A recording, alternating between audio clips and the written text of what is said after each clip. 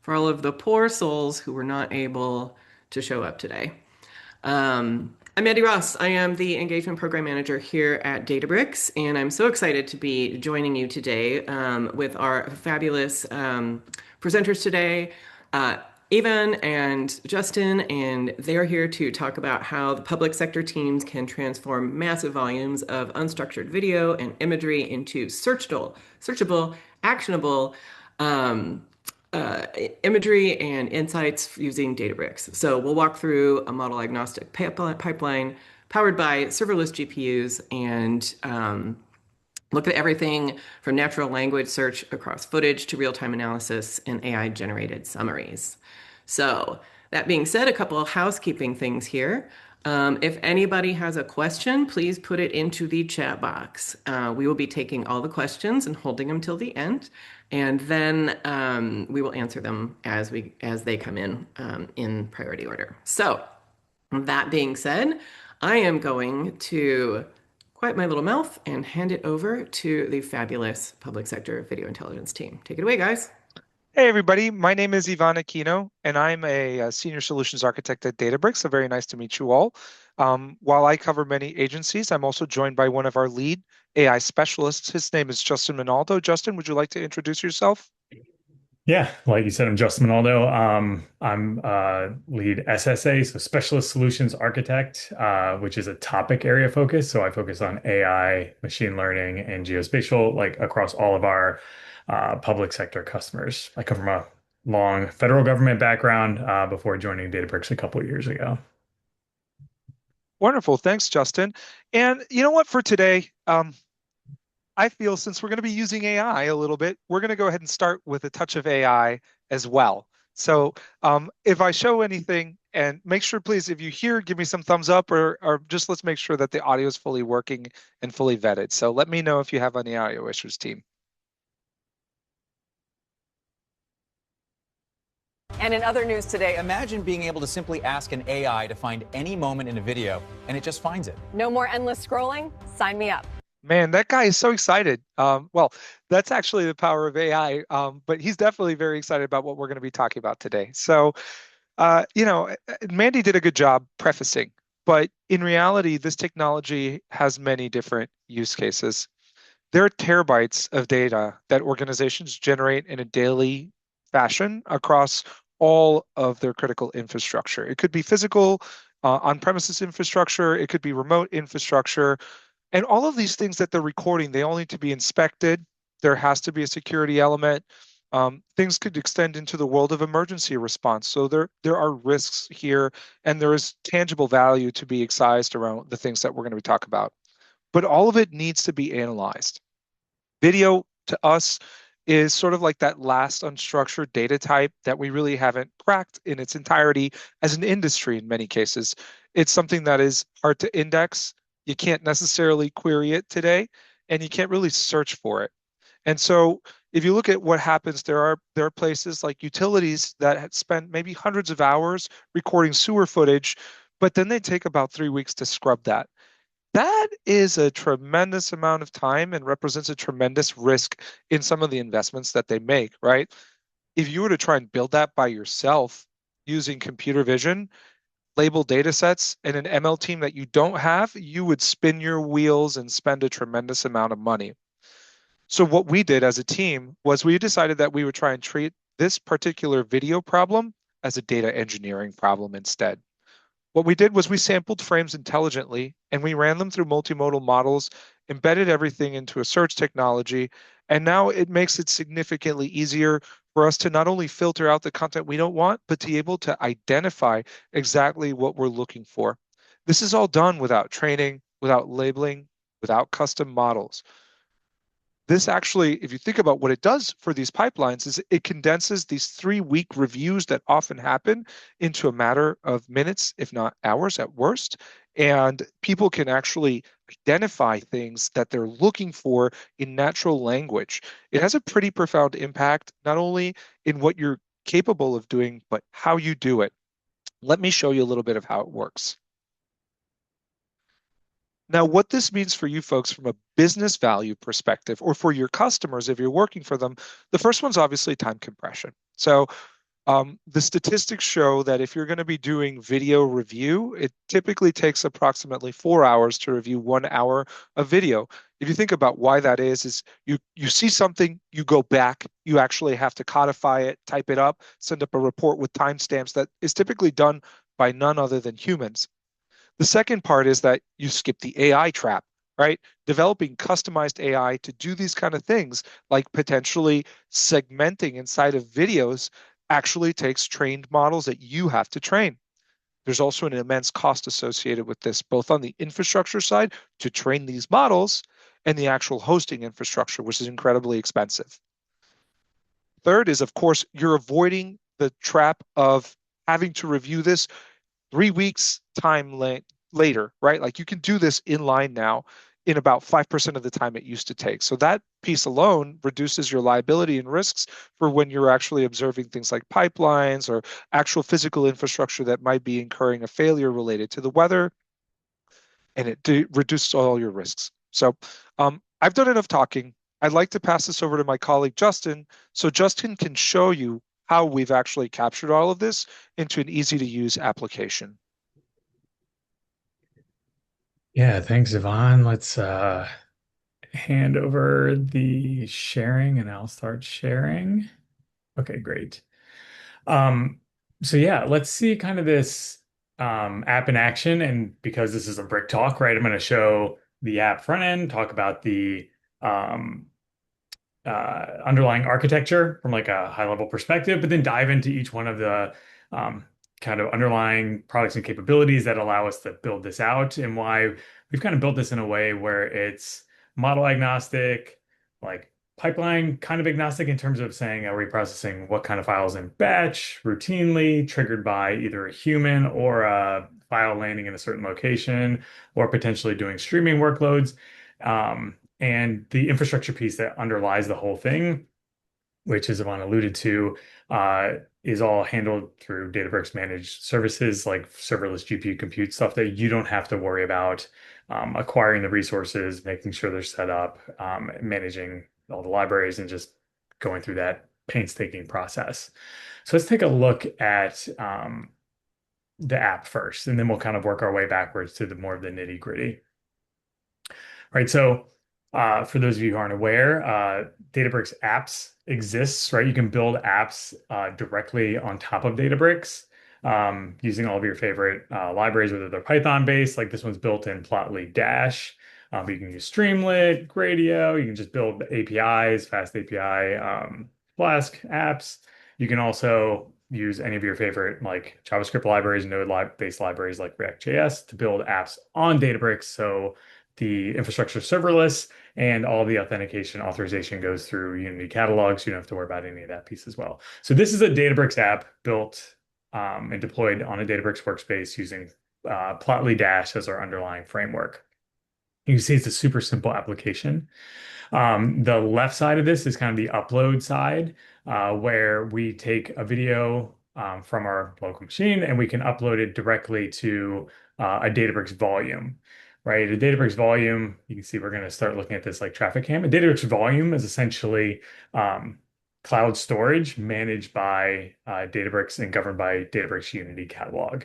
So you can think of volumes as sitting within your same catalog schema three-level namespace. So like catalog schema table, catalog schema model, catalog schema volume, right? And you can dump anything like video files, CSVs, images, PDFs, anything you want in a volume, and then work with those on the Databricks platform. So you see here, what we're going to look at is a traffic cam video from that I've just pulled randomly from Fresno, California.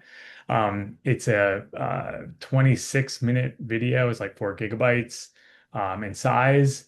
And we can basically, through the app, drop this into a Databricks volume and start our processing pipeline because this is going to be like an app triggered pipeline.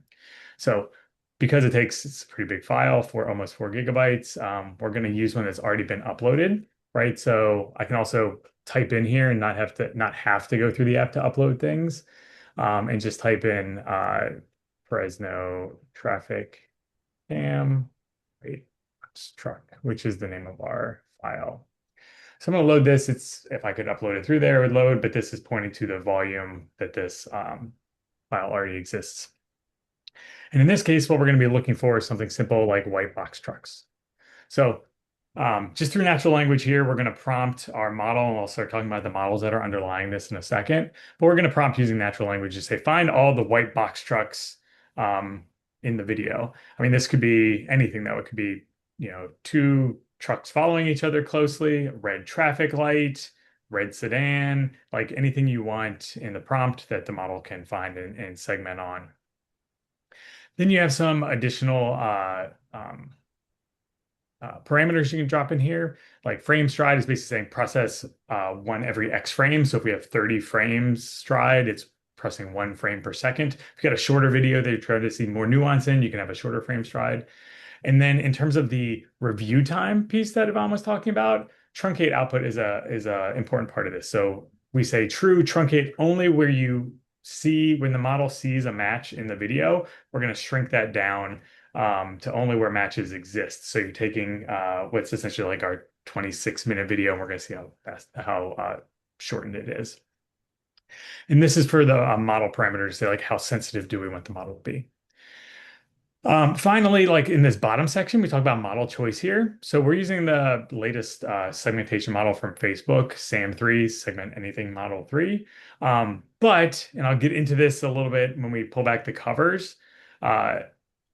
If we take this model and wrap it in ML flow, you're able to do that with any computer vision model you want. So we're segmenting this with SAM3.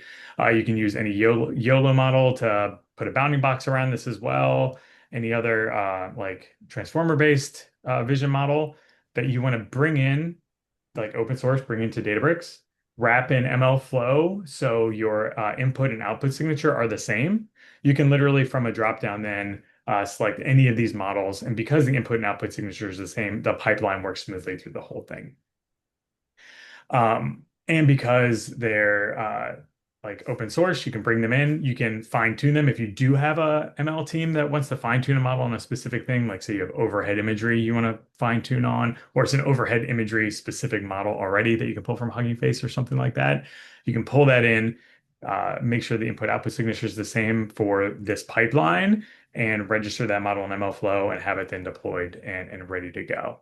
So again, we're using the SAM3 model in this case, which is what you kind of saw with the Weimaraner dog video you had before too. And then we're not just going to focus this pipeline on just doing the object detection or segmentation in the video. We're also going to push this to an LLM or a captioning model that we can use to provide summarization on the video. In this case, we're going to pass it to a Gemini 3 Flash model served through our Databricks Foundation Model API. So like a paper token endpoint that you can use for that. We've also got examples using Blip, which is like a captioning model. So we can send individual frames to Blip model in bulk and like get that actual thing and then use an LLM to summarize the captions on each one of the frames to bring that out. Or like any other model that you want to use for the summarization of and captioning of the images. So again, we put all this in here and then we click this Run Auto Segment Job button. And what this does is this kicks off the pipeline. So again, because we wanted to build this in a way where it's not just short videos that you can send off and get back from like a model serving endpoint, these could be long or streaming videos. We want this to be able to run as part of a job, right? Databricks job or pipeline. So when we kick this off, it actually kicks off and we can take a look here in our auto segment job. You can see that this just kicked off a job that's running for our auto segment video job. It's run like the app kicked it off using the app's authentication layer on top of that. And we can dive into this and see the notebook once it kicks up and starts running, keeps going fast. Because we're using serverless GPU compute on this, the job kicks off much faster than traditional like clusters that you use for this, where it has to reach out, acquire the resource, start spinning it up. You wait for the EC2 to start, make sure all the environment's set up properly, and start running the actual code for the job. In this case, it reaches out to serverless GPUs. So these are GPUs running in the Databricks control plane that are ready to use and can be picked up in a matter of seconds instead of waiting for minutes to go. And I'll show kind of how that's running underneath the hood as well. So like any good cooking video, because this takes a little bit of time to process, we can hop over to a finalized result of this. Right, so as soon as this is done, it populates the video on this side. You can also come back and just drop in the video name into the app, and it'll load the video and the summarization on top of this. But you can see what you end up with is that same 26-minute long video truncated down to 1 minute and 55 seconds, where it sees white box trucks or things that it classifies as white box trucks in there. It counts them as it goes. It gives you the original timestamp. So if you want to jump back to the original video and do a little more detailed look into what's going on, you can do that because I know this is at the 8-minute 41-second mark of the original 26-minute video. And it also gives you that AI generated description of exactly what's happening in the video. Now, this description, in this case, we basically tell it to provide like a functional narrative of what's happening in the video, tell us what's going on. But this could be anything, right? This could be anomaly detection. It could be tell me what, if anything, is happening in this video that's not expected. This is completely prompt based when you're sending this off to the summarization portion of this. So just as you get your wheels turning about ways you can kind of use this framework, you can think of it as saying anything that you want downstream from not just a video perspective, but like turning the video into textual insights that can then be sent downstream to additional like AI processing or additional review or logging about what's going on in these videos, right? You can do that with humans in or out of the loop at that point. So you can see here, we've done this for this one just to show a couple more examples, right? This is our Weimaraner video. We can have this shrunken down and actually count the number of Weimaraners we see in there as we go through. Or you can even have videos where you say, hey, I've got this crowd video, and I want to take a look to count how many security guards are in the video at any time. I drop in security guards, and it does the same thing. It gives a generated description of what's going on in the video, and it's saying like actively counting with each frame that we pass to it, the number of security guards in the video. Okay. So as you see, this was triggered through like an app that a user can come in, upload a video, and immediately gain insights on that video as it's coming in. But we also, when we built this, wanted to build this in a way where it can be scaled out, because we talked about processing video at scale at this point. So let's take a look at the kind of underlying architecture of this. Before he jumps, just so you yeah, folks know, I just wanted to mention that this technology can be used for pictures as well. So we'll drill down a little bit into how it works, but essentially that's important to understand. No, it's not just video. Yes, we can do streaming, we can do images, and it is very flexible to develop these pipelines for you all. Yeah, because essentially what happens in this case, right, is we're taking those videos and we're chopping them up into individual images as it goes. So like images obviously would be much, much faster processing as part of this as well. But you can see here with this video pipeline, what we did was we followed the original path up on the top. Whereas a user-driven pipeline where we had them log in through a Databricks app, upload a video or identify a video that's already in the Databricks volume, kick off the processing from that volume into a Lakeflow job using that serverless GPU compute. And what happens then is we have our segmentation model, which is that same 3 model we're using in this case originally, to identify when it sees objects and frames, edits that video down, shrinks it to where only those objects are present, and then pass that off to a foundation model or a large LLM that we can use to create a text summary of the video. But backing up over here to like the user-driven side, this can also be file or event-driven. We have it turned off right now, but if you have a process that ends up dumping video into a Databricks volume or an S3 bucket that is being served up as a Databricks volume, it can land in there, and then that could automatically trigger a new job. So maybe you're dumping an hour of video in through some pipeline into a bucket. It can automatically kick off the job, kick off the summarization, create a truncated video for you in the output section in an output volume, and allow that to be both examined by a user and or the text triggers some downstream process that can say, hey, there was an anomaly in this video, alert so and so, they need to go watch this truncated version of the video to see what's going on. So that's like the 30,000-foot view of the architecture, but I mentioned a lot of like capabilities on Databricks that allows us to work with these things. So let's take a look at some of those.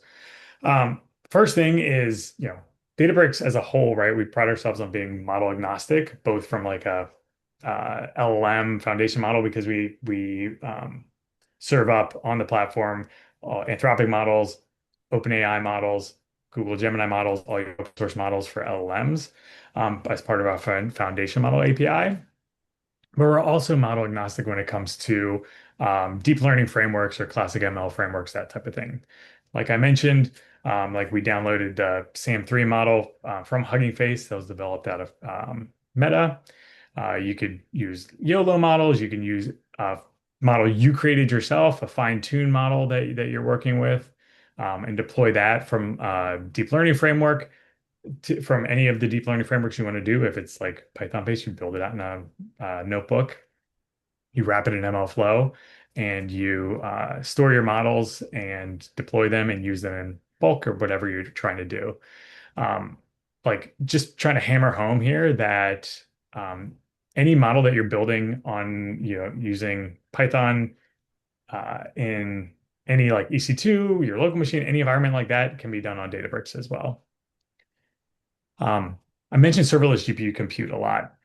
I've grown to like super love serverless GPU compute just because it's so easy to not have to. I mean, it's easy enough to set up a cluster with GPU access and stuff like that on Databricks when you're talking about Spark clusters.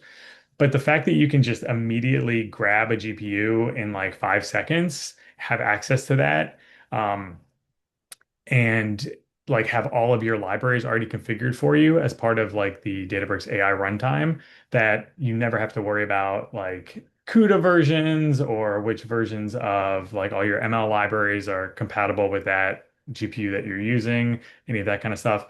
It's all handled with serverless GPU compute. The other thing I want to mention with this too is if you are doing like fine tuning on a computer vision model or something like that, you can also do that remotely. So you can be working in GPU compute on like a small single GPU, but you say, I want to scale this out. You can send that off to a remote job that acquires a bunch of GPUs for you and kicks off and say, I need, 16 H100s to do my thing. Go and get those. It'll kick off this job and do the whole thing for you.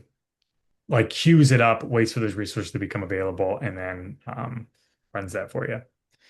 Talked about MLflow, right? The key to this is having your models that you've built out or registered. You can take ones that exist that might have different signatures of inputs and outputs and standardize those using MLflow because you can create functions like Python functions or transformer-based MLflow models to have the exact same input and output. So that's what allows you to do this thing where it's like, hey, I want to drop down, I want to use YOLO or SAM3 or SAM 2.1 and make sure that your outputs are exactly the same so you can swap these in and out as much as you want.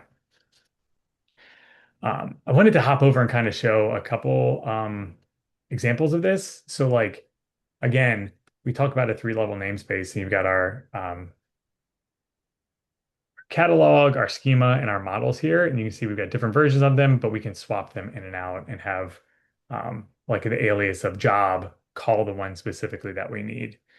The other piece of this that I wanted to show is the serverless GPU compute. So if you pop out, if you're in a Databricks notebook, all you have to do is pop out this environment tab. And you can see here, if I want one A100, I grab that. If I want 8 H100s, I grab that. I put in my libraries here and I just hit apply. And then it reaches out and it grabs those resources for me as part of this notebook. And again, because this notebook's running on GPU compute, serverless GPU compute, when it's called via a Databricks job, it also runs on serverless GPU compute, which is really cool. And then finally, what I want to touch on is Databricks apps. I'll run through these slides pretty quickly, but essentially Databricks apps are there for building out any of these custom ways of like serving this up to people. Like I used to, when I was working as a data science practitioner in the government, like you'd create models, you'd create little mini apps, you create these things, and all you wanted to do is disseminate these to people so you get around the organization so they can have access to it. But the first question you have is like, well, how are you authenticating against this? Or um, is this scalable? Or like, what compute is this using? What are your security groups around this? And you'd say, well, I'm just a data scientist. I don't work in authentication and authorization and OAuth and what pieces of these.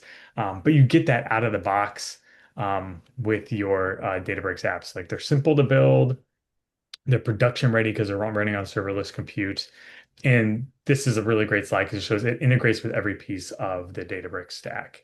And because it sits behind Unity Catalog, like Unity Catalog manages access to the application, and it also manages access from that application to the underlying services, whether it be through a service principal that the app now has access to do things like in our app here, like it says, oh, you have access to kick off the job and like monitor the job as it's running. You can also inherit the user's credentials. So if this is specifically supposed to go to a um, specific volume or something like that that I have access to that Yvonne doesn't have access to, then I could be able to use this app. He might be able to access the app, but not actually dump new files into that volume. Um, and then the last piece of this that I wanted to highlight as part of like what we're kind of built together here and kind of exposing to you guys and like allowing you to use is DABs, declarative automation bundles. You might know them as Databricks asset bundles, but we did a name switch recently, so now they're declarative automation bundles to better like describe exactly what they are. But what this is this is the way Databricks treats infrastructure as code. So this entire app pipeline, like the notebooks we use to download and define the models that we used in our examples, are all part of a DAB that is defined through a YAML configuration file that you can then deploy from your local machine as you develop into Databricks as infrastructure as code. Basically, you can define any resources that you want. You can define the compute, you can create a job, Spark declarative pipeline, you can define your models, build apps, have like lake-based Postgres server creation all through DABs. There's many, many more. And you can deploy to different environments. Like you can deploy to a dev environment or a prod environment, whether that's in the same workspace or different workspaces or anything like that. And you can see here as part of this is a public repo, which contains basically the app code, the model code, the job code. You can have access to this. We'll send this out as part of the link. But it's if you go into your databricks.yaml, you essentially see all those things defined. So again, you can see our job that's doing the auto segment video piece is defined here in the job piece. Our app is looking at the source code for our app, which is just under app.py here. So when you're deploying a Databricks app, there's just the app.yaml and app.py. And our target deployment places. So whether we're deploying it for development or for a prod deployment. So I covered a lot there as part of this like demo and processing pipeline. But we just kind of wanted to talk about how cool it is to use these like underlying features to make this super easy to build. I mean, I think we built this over the course of a couple weeks between like Christmas and New Year's as part of like an internal build-a-thon thing we built this out for. So it kind of just shows how quickly you can iterate and build without having to worry about managing things like infrastructure and authentication and like model management and that type of thing as you go through. So I don't know if we have time for like questions and stuff like that. I know Yvonne, you wanted to kind of go over some additional topics here as we dive into kind of like the extra nerdy piece of this. So I can hop off the share and let you take back over. You don't have to hop off the share, but that's okay. I'll kick it right off. It's no big deal. So, obviously, when we did this, we're not perfect, and we wanted to explore a little bit more. And the generative piece was originally a bit of a challenge. And the reason behind that is, and one moment, folks, I'm actually looking for where to share on my screen. Wonderful. The reason behind that is the videos that we capture are voluminous. And so when we originally did this, we also wanted to engineer this so that it worked with model democracy.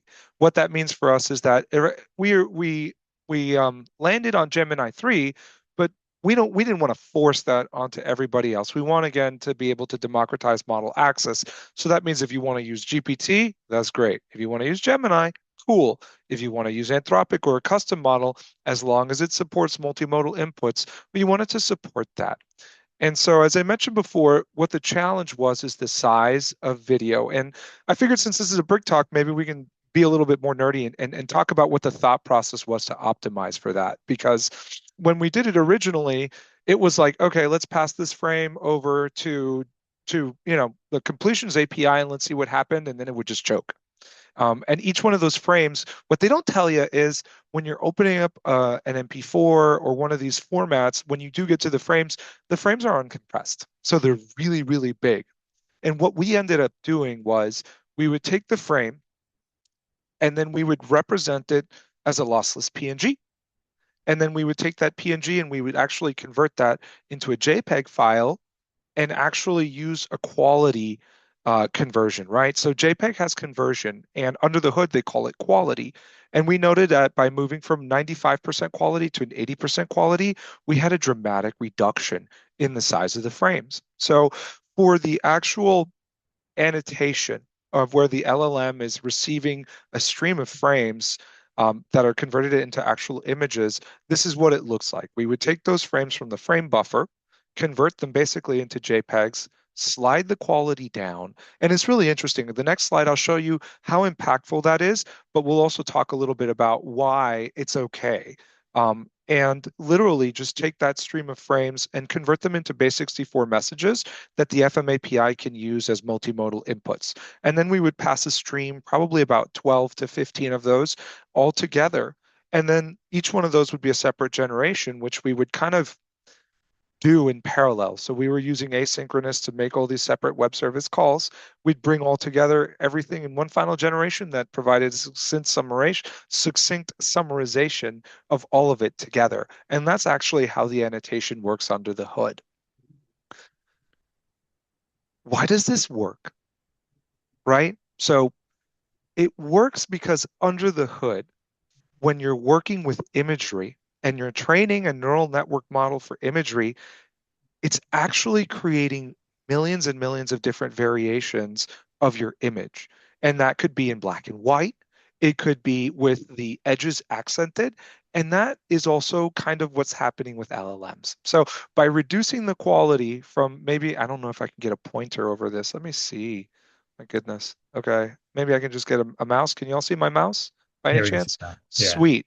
So if we started up here, just by going to 83, we saw a tremendous reduction in volume. And what this let us do is, oh, I see someone drawing. That's awesome. Um, we saw a tremendous reduction in volume that made it significantly easier for us to send multiple frames at the same time. And in fact, one of the limits that we originally had is you can only send so much data over the wire before any of the backend services start griping. And by that, I mean literally the providers like Gemini, GPT, they only want a maximum of like 8 megs in a pipeline or in a single generation. So we had to work around that. And the more quality we could squeeze out, the more we could summarize. Now, someone had asked a really great question around being able to validate around quality. We landed on approximately 80. But I think you could probably get away with more than 80 because if you look in here, like from where we see, from your screen, you really can't differentiate the quality of zero quality, which is approximately 64 kilobytes, versus this 100 quality image, which was closer to like 800 kilobytes. And it's astounding because machines can kind of perceive that as well. Where does this break down? If you were to be doing like raster-based analysis where every pixel counts, this is not the right fit. But for coarse imagery like that is provided over over video, it's a perfect fit to do, this kind of thing where you can reduce the quality with compression and then send that over the wire, right? That's really the magic trick. So that's what enabled us to do the annotation and potentially you to do annotation in near real time. So that was, Yeah. go ahead, Justin. I was just gonna say, yeah, and like, because our focus in this was was video and trying to get like that summarization piece and LLMs, like that was our focus. If you were doing that, like, raster based, very specific stuff, like that's why as we are building this, we wanted to highlight the ability to swap in and out models for both the like object detection segmentation portion of it and then the like downstream analysis portion of it. Like we were focused on like generating text and information and analysis from an LLM or from a like transformer based captioning model, which is why like we focused on this type of thing. But say you had overhead imagery or something like that where you're looking at like very fine details of those things, there's no reason why you can't swap in another model for that, for both the analysis piece or the object detection piece. And again, like to highlight the like the benefits of using ML flow to say we have complete control over the inputs and outputs of these models. Because maybe you're wrapping the model solely in a little Python function that says like convert the inputs to what exactly we want and convert the outputs to exactly what we're expecting. Um, the ability to do that with any of these models makes it completely interchangeable for those in the pipeline. 100%. So I'm going to stop presenting. But the last thing I wanted to kind of mention and leave you folks with is really like use cases. So Meta uses this in many different ways. One of the cool things that they do is actually they use this to segment and find things underwater in deep sea exploration missions, and it is actually something that's quite unique. But if you think about what else you could use this for, it's the use cases are limitless. You could potentially use this to power the back end of a video augmentation service that you offer on a phone. You could use this to, the traditional use cases of like police video, where you're looking potentially for a specific assailant and you're doing a drill down and you just want to highlight what needs to be reviewed. You could use it there. You could use it for the use cases I mentioned. You could use it to monitor, what's going on in specific regions. Like for instance, if a plane is landing and you want to study the dynamics of the tires and you want to do image segmentation and note what is going on, maybe there's a skid there that you want to review based on weather. That's another potential use case, right? Like use cases are based on your creativity today, is really what I'm saying. Models like that do this, like SAMB3 with promptable concept segmentation. I mean, this is the start in many ways in my eyes. Like we're able to, we're able to stream the outputs of one model, which has a completely different architecture, to another model, and still be able to do this in natural language is a unique experience. So, yes, that is very possible, Sabine, right? Like, but with more accuracy, right? Like in the past, there are small bits and pieces that allow for some filtration. So for instance, if you have a cam system, they'll filter out anything that's like dead, right? Like they're good at that. But now you can actually highlight potential assailants or highlight anomalous behaviors and actually segment them out in video and then pass them into an LLM for summarization that can be surfaced to someone as an alert. Like, hey, I don't recognize this Joe Schmo who's walking through your kitchen at 3 a.m. And oh, by the way, your dog's asleep. Like be able to do that and actually show that on your phone, like where it's going on, which is completely new capability out there. Yeah, and as we talk about too, the scaling factor of this and the near real time and like how this would process, because of our decision to build this out as part of a Lakeflow job in Databricks, you can increase the concurrency rate of that. So um, say you're dumping 20 videos in at once, it can kick off 20 versions of that same job running at the same time. And because it's using serverless GPU compute, right, it grabs the compute on the serverless control plane managed by Databricks for each one of those jobs separately. So it runs as long as it needs to and it kicks off the other. And you can adjust the amount of concurrency that you can have running as part of this too. So you can say, hey, we only want one job available at a time. We don't want anybody to do it while that's happening. Or you can say we want 25 or whatever jobs kicked off of that same version of that job. And that's just merely one configuration number that then allows it to say, hey, we want to scale this out to a large organization or a larger group of people, or more and more data streams that are dumping files into Databricks volume that can kick this off to say, hey, we've got a queue where we can run 20 of these pipelines at the same time. And that gets to that scaling factor of, hey, each one of these is running individually, but it's that horizontal scale that you're able to get literally just by configuring multiple concurrent runs of this same job. Justin, someone asked a really great question around sampling from the frames, and I mentioned that we used Stride. Can you help explain like the methodology and the thought process behind that? Yeah, we're just doing it by yeah, every nth frame. So it's a little bit of a naive approach in this sense. But again, that's like things that can be built in. Like if that's super important to you as part of this, like that's why we this code is really just like a starting point for all the things you can do if you want to pick this up and start running with it. It's saying things like, hey, I want to try it with this latest model or this other model that I'm having specifically, and or I want to make it run on every single frame or only on one frame per scene, right? And you want to know when that scene is, you just add a pre-processing step in front of it to get that scene. Like we're just doing it naively as saying, hey, we wanted to compress the video. We know nothing happens more frequently in like this traffic cam than once every second. That would be important to us. So we just said like do one frame per second, but that, it could be one frame per 5 seconds or every single frame. Um, but adding a smart layer that would be able to say like a scene change would just be one like adding an additional step before the processing one, which is 100% able to do. We just didn't do it as part of this.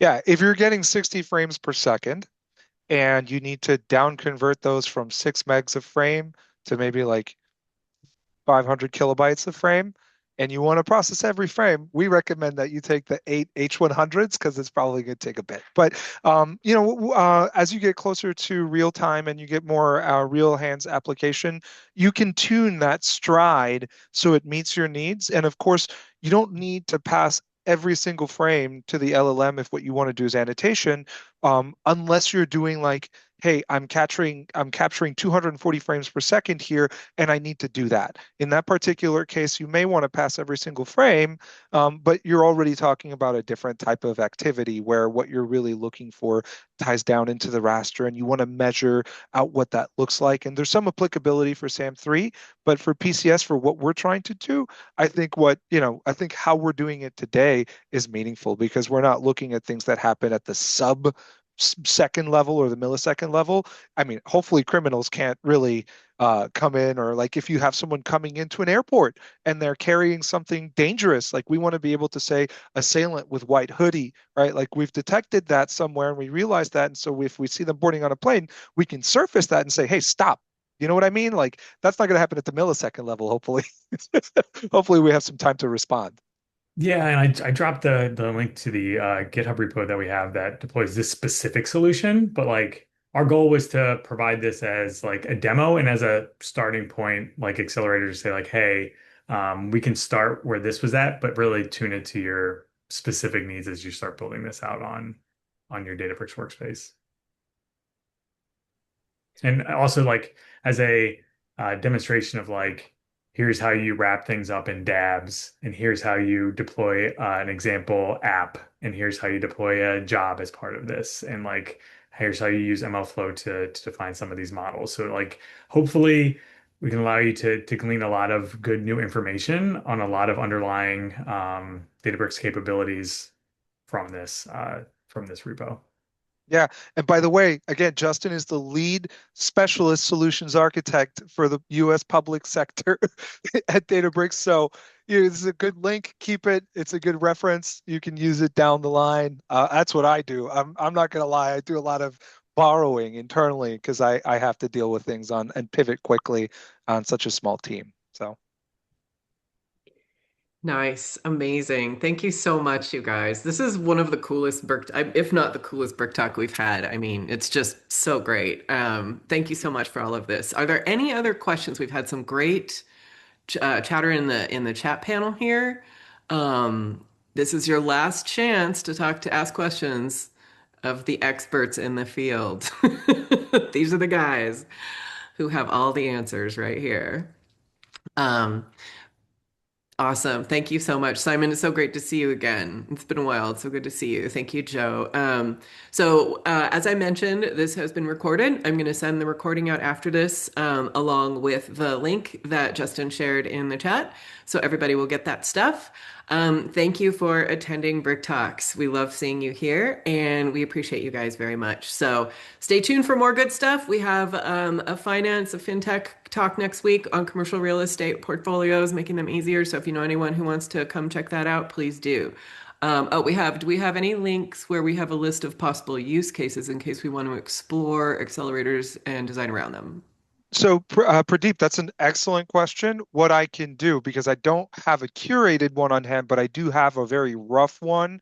It's definitely not ready for Brick Talk, is I can refine it and I'll have it added. I'll see if Justin can add it into his GitHub repo. That way when you go to see the source code, you can see like what's the play space, where can I bring my creativity in here? But yeah, definitely. I think that's a great question. Awesome. No, no Thank you so problem. much. All right, everybody. Thank you so much. It's been awesome having you all here. Another wonderful Brick Talks in the books. Thanks, everyone. Take care. Bye. We'll see everyone Take care. later. Bye, everybody.